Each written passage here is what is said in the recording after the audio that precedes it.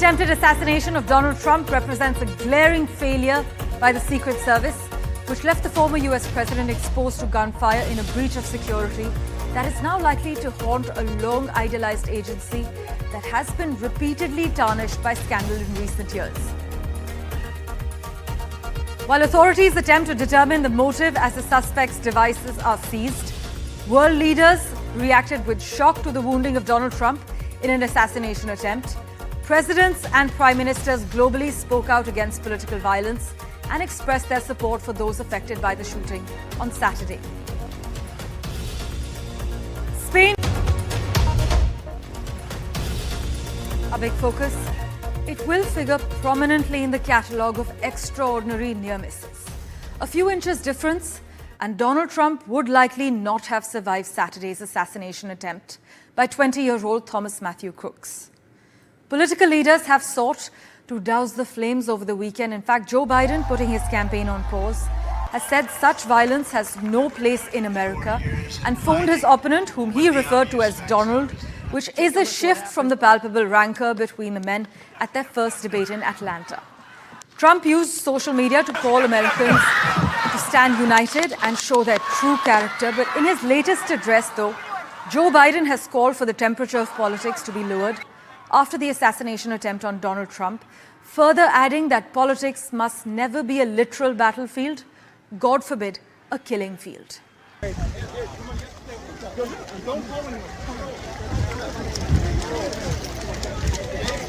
My fellow Americans, I want to speak to you tonight about the need for us to lower the temperature in our politics. And to remember, while we may disagree, we are not enemies. We're neighbors. We're friends, co-workers, citizens, and most importantly, we're our fellow Americans. We must stand together. Yesterday's shooting at Donald Trump's rally in Pennsylvania calls on all of us to take a step back, take stock of where we are, how we go forward from here. Thankfully, former Trump is not seriously injured. I spoke with him last night. I'm grateful. He's doing well, and Jill and I keep him and his family in our prayers. In an already chaotic presidential election, the assassination attempt on former President Donald Trump at a rally in Pennsylvania has enraged his supporters, paused the Democratic campaign, and heightened concerns over political violence leading up to the November elections. The extraordinary photo of Trump just moments after the shooting with blood on his face and fist in the air will not only alter the course of the upcoming presidential elections, but also possibly redefine his election campaign. Just earlier this year, Trump had vowed to the National Rifle Association that if he were to be elected, he would reverse gun restrictions put in place by the Biden administration. At present, Pennsylvania does not require a proof of ability to handle or purchase firearms, and the Pennsylvania court has also removed restrictions on young adults to openly carry guns during an emergency. The Republican Party has been reluctant to back gun control measures, but considering the attack on Donald Trump's life, experts have suggested the Trump campaign revise their stance on gun control and safety. The shooting could also garner sympathy for Trump, who is confirmed to attend the Republican National Convention as scheduled, despite the shooting incident and his injury.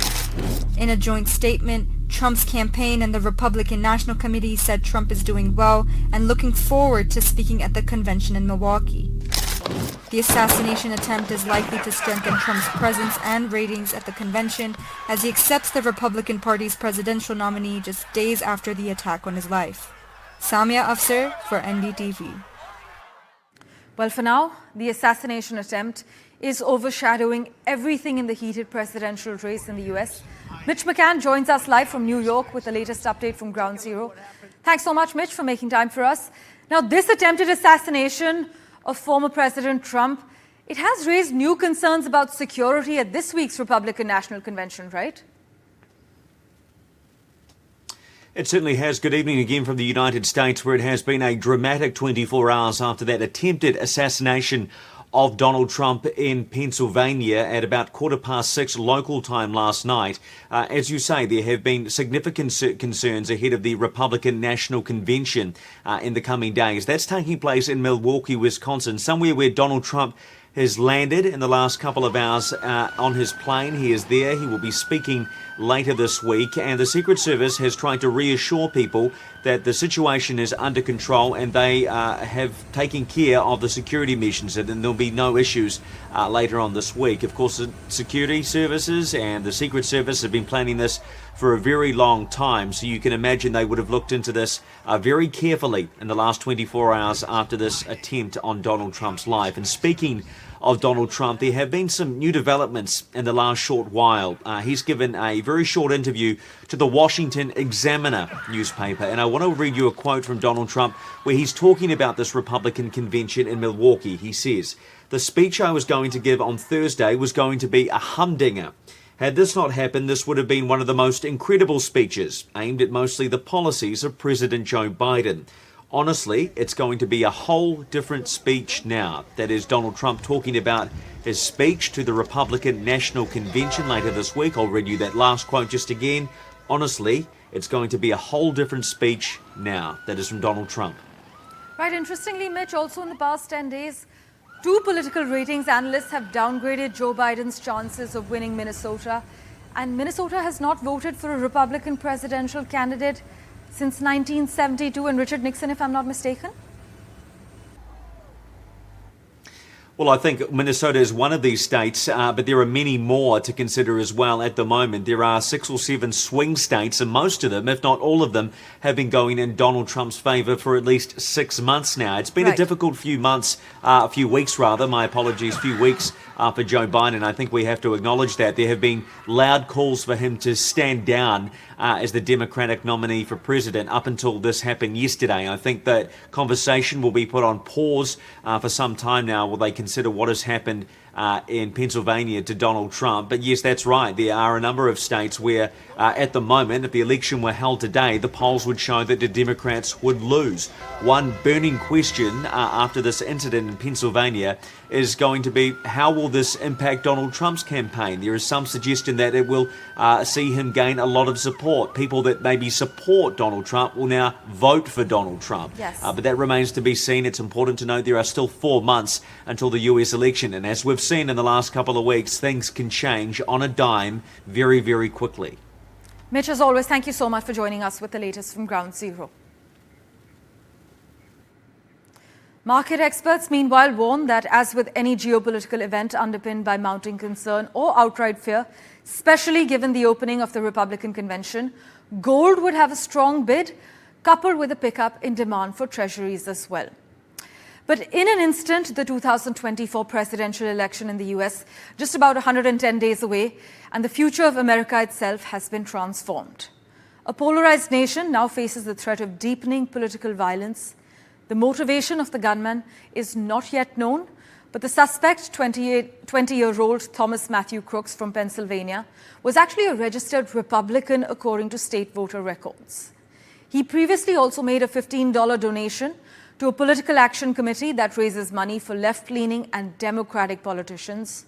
But the shooting has sent shockwaves around the world, with leaders expressing deep concerns about violence in the American democratic process. Take a look at what happened.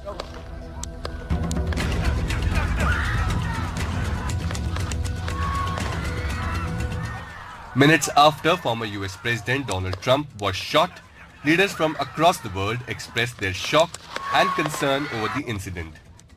Leaders of India, China and Europe condemned the attack as several expressed fear about the rise in political violence. The idea that there's political violence or violence in America like this is just unheard of. It's just not appropriate. And everybody must condemn it. Former US President Barack Obama also condemned the incident, saying there is absolutely no place for political violence in our democracy. British politicians, including newly elected PM Keir Starmer, condemned the assassination and wished Trump well. Reform UK leader and MP Nigel Farage, who has attended several rallies in the United States in support of Trump, said he would have been attending the rally had he not been elected as Member of Parliament from Clacton. Farage has said he will however be attending the Republican convention on 15 July to show his support. Well, I was very upset when I heard the news late last night. I mean, Donald Trump has survived by miracle, frankly, but one innocent man is dead. Two are fighting for their lives in hospital. So it's horrible, and yet somehow not surprising. Ukrainian President Vladimir Zelensky called the assassination attempt as heinous crime. And among the serious challenges global democracies are facing right now. Замах на життя Дональда Трампа – жахливий злочин, який можна тільки засуджувати і який демонструє, наскільки серйозні виклики глобально зараз перед демократією. Насильство в жодній формі і ніде абсолютно не повинно взяти гору. Я впевнений, Америка гідно пройде цей виклик. Я бажаю якнайшвидшого відновлення пану Трампу, сил, підтримки усім, хто постраждав. Хай кожен злий умисел зазнає невдач. І хай усі, хто може повертати безпеку, дійсно роблять це. A statement released by a Chinese Foreign Ministry spokesperson revealed that China is following the shooting incident. It said that President Xi Jinping has expressed sympathies to former President Donald Trump. Indian Prime Minister Narendra Modi has also strongly condemned the assassination attempt, asserting that violence has no place in politics and democracy. In a statement released on social media platform Truth Social, Donald Trump has urged Americans to stand united. The former president has also said he looks forward to speaking from Wisconsin, where the Republican National Convention will be held on 15 July. With Mohammad Ghazali, Bureau Report, NDTV. Well, for further clarity, we have with us former CIA officer Glenn Carl. He was also the former Deputy National Intelligence Officer for Transnational Threats. This includes terrorism on the National Intelligence Council in the US. Thank you so much, sir, for making time for us. The attempted assassination represents a glaring failure by the Secret Service, which left the former president exposed to gunfire and a breach of security. That will likely haunt a long-idealized agency that has been repeatedly tarnished by scandal in recent years, many would argue. Would you call this a security failure? Well, it will be called that because the event occurred. Anytime something that is not supposed to happen occurs, then it's characterized and taken to be a failure. So the answer to that is yes. Sometimes, and many times actually, whoever is responsible for a given issue will do nothing wrong, and yet something wrong will happen anyway.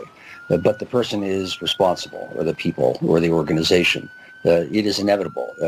We all know the practice in navies that if a ship hits a shoal or something happens wrong, even if the captain had done everything possible, the captain is held responsible. So that will happen no matter what the investigation ultimately finds. There are, as we have talked about already, a couple of reports, eyewitness reports of what appears to be an alarming oversight. But Mr. Carl, as investigators dig into multiple accounts, it will be vital to also look at radio traffic from local and state police, as well as the Secret Service. How much time elapsed from the first reports until word reached the agents? Was there a communication breakdown? It is said that Secret Service has a shortage of manpower. Would this issue now be highlighted in the event of such an attack? Well, I suppose an institution will say almost reflexively that they need more resources. It needs more resources or more personnel. That one can always find more work to fill more hands.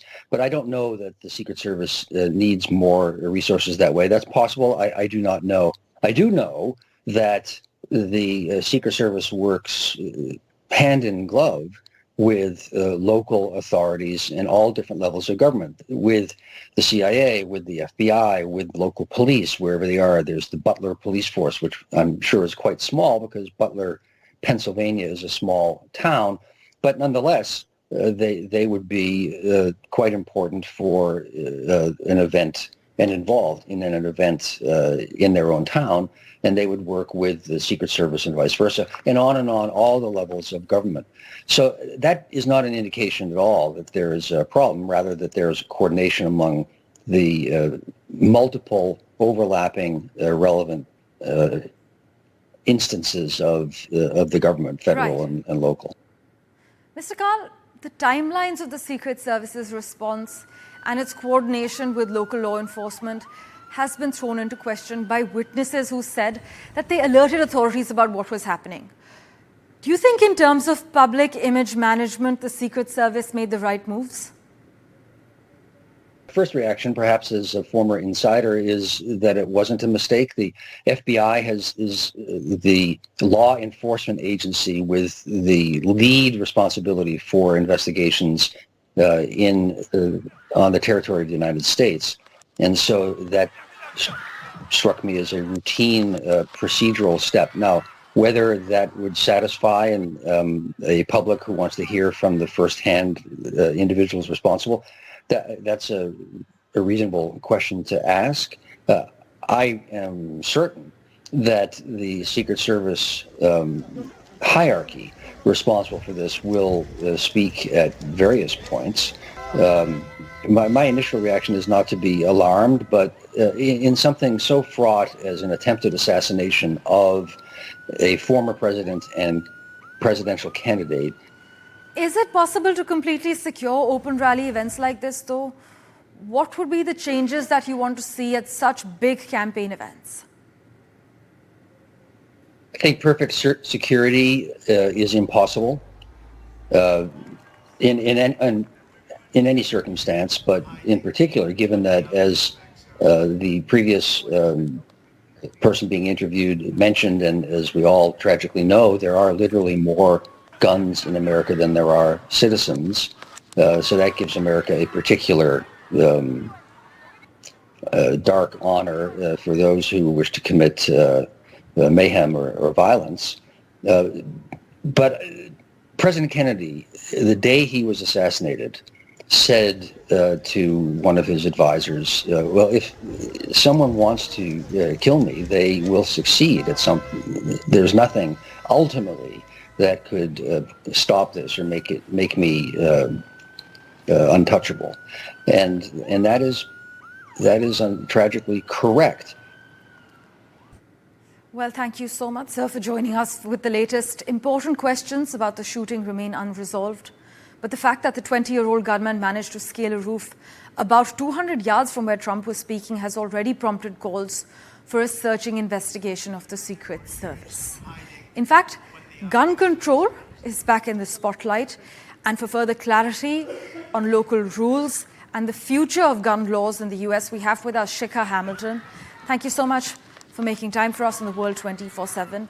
How do you think the assassination attempt on former President Trump will impact conversations around gun control and safety in the US?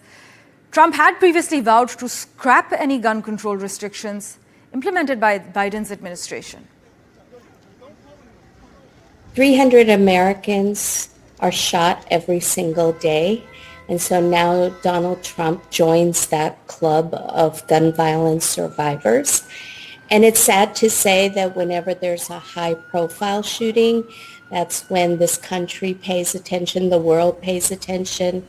43 years ago, our namesake James Brady, who's press secretary to Ronald Reagan, was shot. And since that time, he fought for gun safety laws, and he died of those injuries eventually.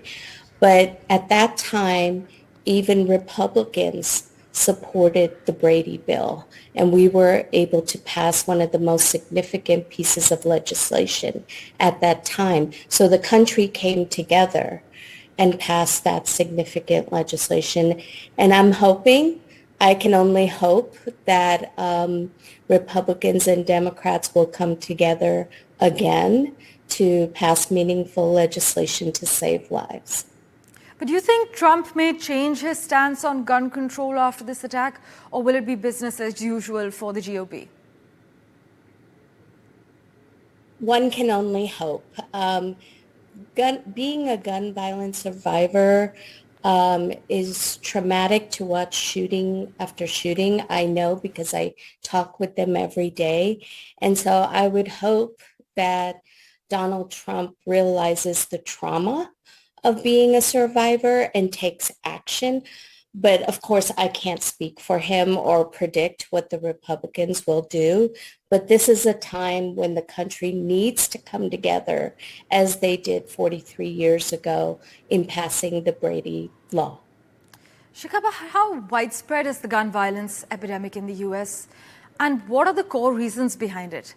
How can communities and local governments be more involved in preventing gun violence beyond just legislative measures?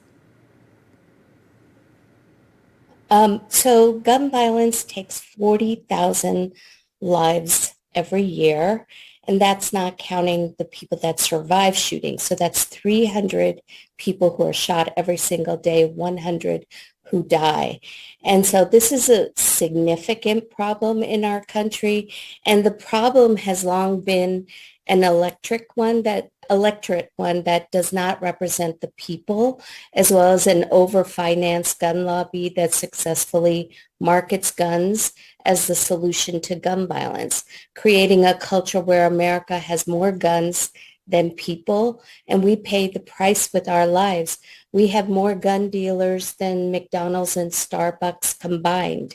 We have a gun in this country for every man, woman, child, and dog. So it's a problem, but when we can't take action federally with our Congress, we've taken action in the states. I live in the state of California, and for the past 30 years ago, we had a significant high rate of gun violence. And in that period of time, we passed significant legislation that has reduced our gun death by 49%. If the rest of the country would follow, we would be saving lives and we wouldn't be looking at these large numbers today. So it's not just about these mass shootings. It's not just about these high-profile shootings. There's day-to-day gun violence that Americans are facing every single day. And as an Indian American, my parents surely didn't come to this country thinking that this would be a number one problem for our children. In this country, it is the leading cause of death. And I am the mother of a daughter who's a half African American and half Indian. I worry about it every single time she walks out that door. How do you then respond to the argument that stricter gun control laws infringe on the Second Amendment rights of law-abiding U.S. citizens? California is an example of that. We have the strongest gun laws in the country, and people have no problem legally purchasing firearms. In fact, gun sales go up every time there's a Democratic president in office for the fear that guns are going to be taken away from them, and there hasn't been a problem. So it's a myth. Also, Shikha, what do you believe are the most effective measures that could be implemented to reduce gun violence in the U.S.? And how can policies address both gun control as well as mental health care? So right now, when the Brady bill was passed back in 1993, they didn't anticipate internet sales. And so now that law needs to have a 2.0 version that prohibits gun purchases without a background check. Right now, there are still states that can allow gun purchases without a background check because of the loophole in the law. So number one, the Brady law currently has prohibited 4.2 prohibited purchasers from obtaining a gun. We can make that bigger. And for example, there's about 20% of gun purchases that go without a background check. That's a problem, and that's contributing to the gun violence. And as far as the mental health issue, we've also been passing laws in states called the Extreme Risk Protection Order, which lets family members when they see someone in their family in a crisis, they can get a temporary restraining order that prohibits that person from obtaining a weapon during that time that they're going through the crisis. It's a temporary restraining order, so it's not permanent, but it solves the problem for that immediate need. And then if further action needs to be taken, the court can decide. But do you think the government is likely to step up after this incident? That is my hope, that Congress will take action, but it's up to this Congress that fully does not represent the American people. 90% of Americans believe that you should have a background check before you buy a gun.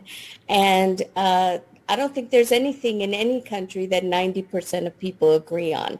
That's one of them. And then the other problem is the assault weapons.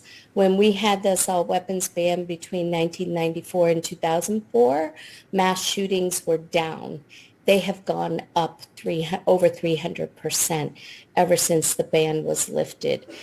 Nobody needs an AR-15 to hunt.